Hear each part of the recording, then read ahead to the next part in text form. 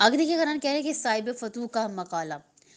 کہہ رہے کہ صاحب فتوح لکھتے ہیں کہ عمر بن سعید العاص نے مدینہ سے امام کو یہ خط لکھا، اما بعد مجھے معلوم ہوا ہے کہ آپ عراق جانا چاہتے ہیں، اس ارادے سے بعد آ جائیں، یہ قرین مصلحت نہیں، کیونکہ مسلم بن عقیل کو کوفہ میں لوگوں نے قتل کر دیا ہے،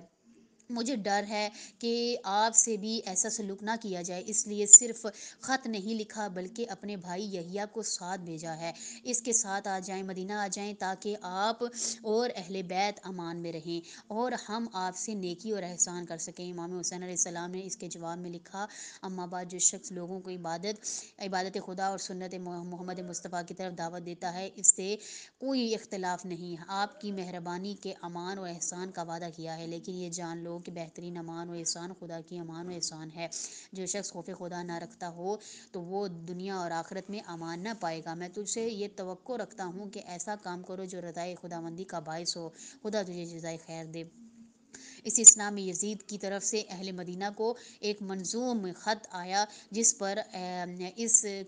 ہر قسم کی بات لکھی تھی، امام حسین علیہ السلام کا اچھے لفظوں سے ذکر کیا گیا تھا اور اپنے رشتہ داری کا بھی اس میں اشارہ تھا، بلکہ خامس آل ابا کے فضائل، اخلاق و صفات عظیمہ کا تذکرہ بھی تھا، اس میں جنگ کی گرمی کو ٹھنڈا کرنے اور امام حسین علیہ السلام کی موافقت کی تائید کی گئی تھی۔ حضرت اہل مدینہ نے یہ خط پڑھا تو یہ خط ایک معتمد شخص کے ذریعے امام حسین علیہ السلام کو بھیجا، جو ہی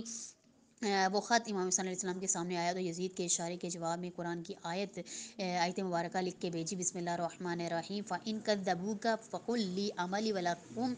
عَمَلُكُمْ أَنتُمْ بَرِیئُونَ مِمَّا أَعْمَلُ وَأَنَا بَرِیءٌ مِّمَّا تَعْمَلُونَ۔